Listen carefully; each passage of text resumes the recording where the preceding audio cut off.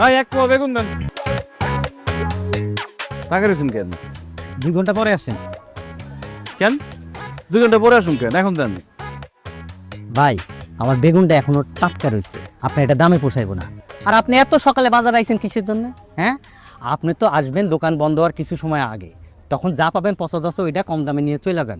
এই তরতাজা বেগুন আমি কমে বেচতে পারবো না। আরে ভাই আজকে আমার তরতাজা জিনিসই লাগবে। আর আজকে একটা স্পেশাল দিন, বিশাল আয়োজন আছে। দেন আর 4-5টা কাঁচামরিচ নিতে হইব। সূর্য আজকে কোন দিক দিয়ে উঠছে? আপনি 2 পদের সবজি কিনবেন, তার সাথে 4-5টা কাঁচামরিচ। আপনি তো 2টা কাঁচামরিচের বেশি কখনো কিনেন না। আরে ভাই দিন কি সবসময় সমান যায়? আজকে একটা স্পেশাল দিন।